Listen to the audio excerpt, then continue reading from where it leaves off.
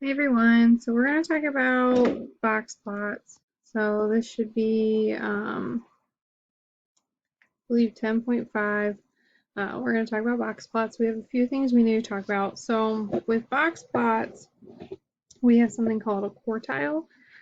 This is just dividing your data into four sections, four equal sections, like quarters, and we call them quartile 1. You do have a quartile 2, but your quartile 2 is just your median. And then you have quartile 3. And we don't really use it, but quartile 4. Okay, so your median is quartile 2, quartile 1, and then quartile 3. So then we have something called this interquartile range. So this just means that we are going to take the third section minus your first section, which gives us a number. This is also abbreviated as IQR. We use this to help find outliers. And we've talked about outliers just a little bit, not a lot, but just a little bit, things that skew our data, that don't belong with the data that we're given. So a box plot looks something like this. You have like a number line, okay? And this is sometimes called a box and whisker, okay? Box and whisker plot. That's what it's sometimes called. So you'll have like your minimum, you'll have quartile 1,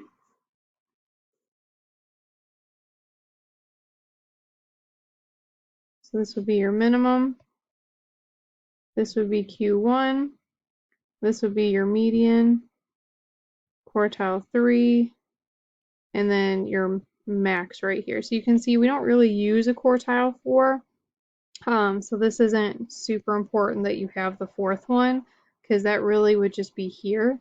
And we don't really use that. But this is how it's set up. It shows a different spread of your data. It shows it everything with box and these little whiskers at the end, kind of like a little cat. All right. So percentiles, it's just data divided using the idea of 100. So you can get a percent. So it's a grouping based off the percent. Okay, so like when we take Emmett to the doctor, they'll say, oh, he's in the 50th percentile for weight or the 75th percentile for height. That tells us on a range of scale from 1 to 100 out of percent where he is among other babies. So something like that. So then percentile rank. All right, so then percentile rank is your data values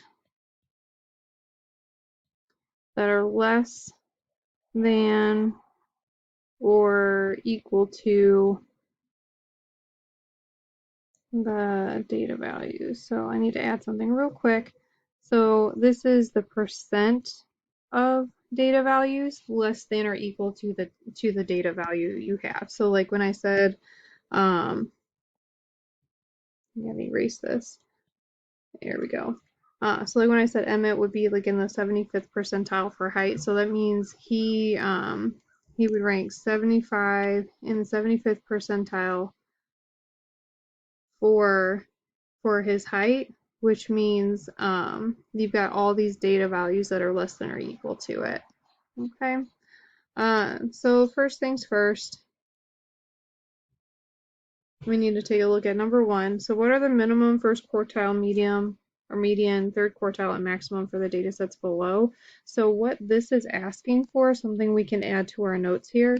So this right here, and we can put that under box plots, is called a 5-number summary. Okay, and that's very important.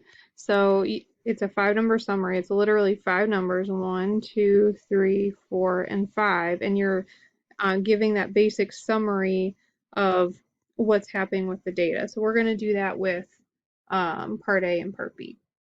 So for Part A, we've got these numbers. I'm going to show you in the calculator how to do this as well, so you might want to get that pulled up.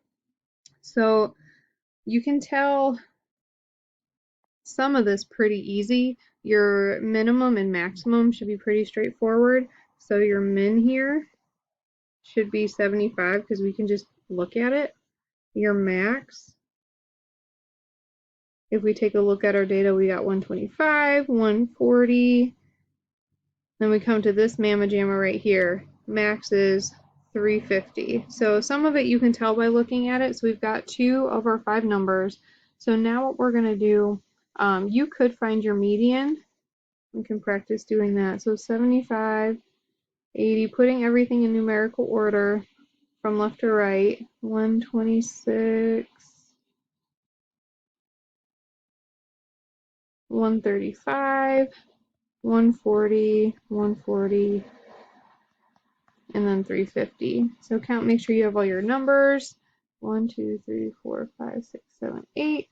1, 2, 3, 4, 5, 6, 7, 8. And then remember the middlemost is your median. So remember, when you have an even data set, you need to take these two numbers, add them together, and then divide. So you're going to get the average for your median. So 126 plus 135 divided by 2.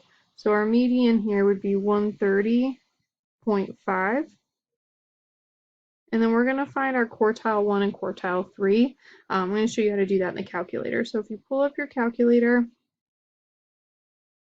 okay, we're going to go back to using our stat button. Okay, so stat, we're going to edit, and we're going to clear out anything we have in there, and then put in our new data. So 125, 80, 140, 135, 126, 140, 350, and 75. So then once you have all your data in there, you're going to go back to stat, go to calc, and do your one variable stats like we did last time. Because we were already finding our 5-number summary before, we just didn't know it. So if we scroll down, we've got this information right here. So we have a min, quartile 1, median, quartile 3, and a max. And this information should match the ones that we've already found. So we've got our minimum is 75, which is good. Our max we said was 350, which is good. And we said our median was 130.5, which is good. So we're on the right track. So this Q1 right here, that's quartile 1. And that's 102.5. And then quartile 3, again, Q sub 3 is just 140. And that's our information right there. That's the information for our data set. So if you're wondering how they find quartile 1 and quartile 3 without using the calculator, these are just really, this is the first median. So it's this whole big thing where you take half of your data and find the median. And then this is your third median. So you take the other half of your data. So that's why it's Q1 and Q3, because if you remember, Q2 is just your median, the direct middle. So you don't have to do it algebraically, you can just use your calculator. So we don't need to walk through it. So I want you to try part B on your own. So find your 5-number summary using your calculator. So go ahead and do that now. All right, so hopefully you got those numbers for your 5-number summary. So let's take a look at number 2. We are going to make a box plot. All right, so we need our 5-number summary to make our box plot, no matter what it is. So here we have the values below show the amount of crops harvested in the United States for a certain period. What box plot represents the data? So the first thing, oops, there we go. So the first thing we're going to do is we're going to find our 5-number summary, because that tells us the information that we're going to put in our table. So go ahead and find that information now. All right, so hopefully you got these numbers. So what we're going to do is we're going to use those numbers to create a number line to represent our data. So we know that our data needs to go from 303 to 321. That's from our min and max. So our range needs to be 18. Okay, so you can either do all 18 or you can scale it by twos. I would just scale it by twos. So 300, 302, 304, 8, 10, 12, 13, 16, 18, 20, 22. So you could even make your numbers more spread out if you wanted to. This would be 324, 322. The label as you need to, so you know what you're looking at. So it doesn't have to be exactly, 1 unit or anything like that. You just need to make sure that you're drawing it the best you can. So now we can just start putting our information in. So there's no one right way to do this. So I would just take what you know. So I have my minimum is 303. Okay. I know that my quartile 1 is 311, and for quartile 1 we're going to put a line instead of a dot because that's the beginning of our box. Our median is 314, so 1214 is going to be on here, and that's going to be a line as well. So if you're, a super great artist like I am, it shouldn't look too bad. Just kidding, you guys know I can't draw. So your median and your quartile 1 are going to be lines. So then quartile 3 is also going to be a line. Okay, and then you're going to connect those boxes to make it a box. Connect those lines to make it a box. And then the last thing we're going to put on here is our max, and then we're going to draw the little whiskers in here. Okay, so that's what our box plot looks like. We need to do a title, so I'm just going to put one right above here. So the amount of crops harvested. It's a long title. I'm not going to put all of it, so I'm just going to put the amount of crops harvested. That's our title for this. So our minimum here is 303. Our maximum is 321. We have quartile 1 is right there.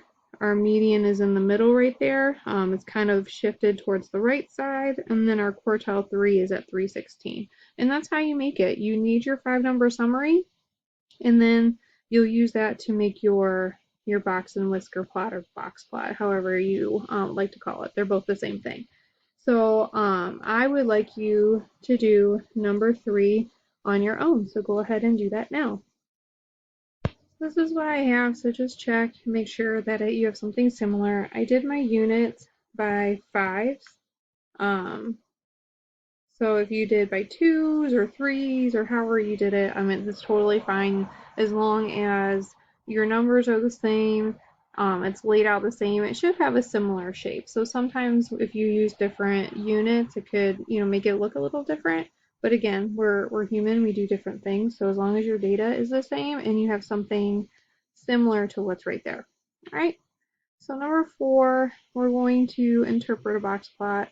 So we've got number 4, the average monthly rainfall in inches. So what do the quartile ranges tell you about the average monthly rainfall for each city? So we need to take a look at let's do Miami, and then we'll do New Orleans.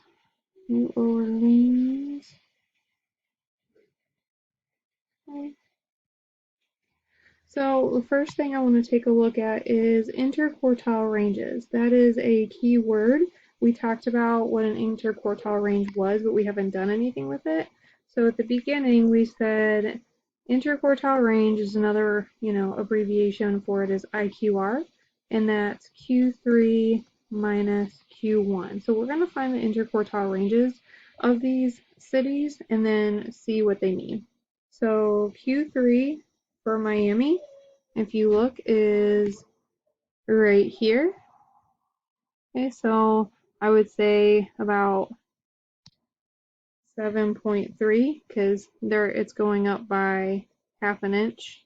Okay, so this is right in between. Q1 for Miami is again right in between. So I would say that's about 2.4. So then we're going to find the subtraction. So 7.3 minus 2.4.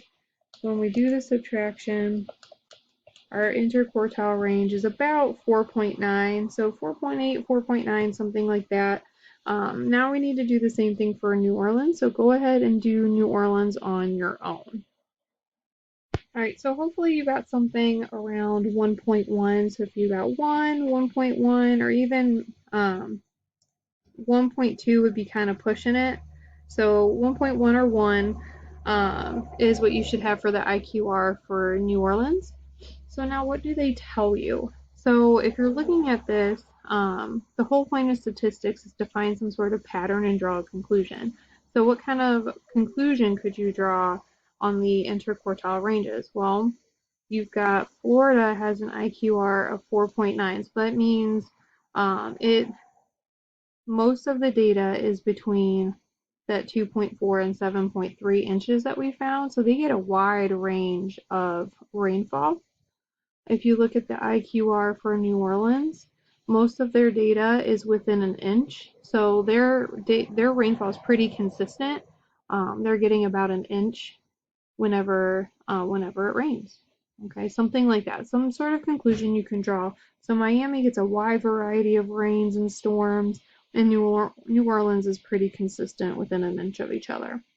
So then part B, what do the medians tell you about the average rainfall? So what do the medians say? So again, for Miami, let's find the median for Miami. So remember, median is that middle bar. So for Miami, our median is about 4.5. We'll just say 4.5. And then New Orleans, same thing. We're going to find our median. Our median here is about, I don't know, 5.3, 5.4. Okay, so what do the medians tell you about the average monthly rainfalls? Okay, so if you're thinking about this, you need to be able to draw a conclusion off your medians. So you could say that the median rainfall is within almost an inch of each other. So while Miami has a wide range of rain that they're getting, and New Orleans is pretty consistent, their medians are fairly close. You could say something along those lines. So you just need to make sure you're drawing some sort of conclusion off what the data is telling you. All right, so let's take a look at 5. So I want you to try to do number 5 on your own. So go ahead and do that now. So hopefully this is what you got for A and B. So they were asking for the greater range. Okay, so you have to find the range using your max and min. And then for part B, you needed to use your interquartile range. All right, so let's take a look at finding a percentile ranks. So number 6, of 25 test scores, 8 are less than or equal to 75. What is the percentile rank of a test score of 75? Okay, so if we have 8 that are less than or equal to 75 out of 25 test scores, we have 8 out of 25. And we're trying to find the percentile rank for the test score of 75. So that would be, if you divide your 8 and 25, that's 32%. So 30, it's this 32nd percentile. So 32nd percentile is a score of 75. Okay, so that's all you're going to do. So I want you to try to do 7 on your own. Other than that, I will talk to you later. Have a good day. Come to office hours.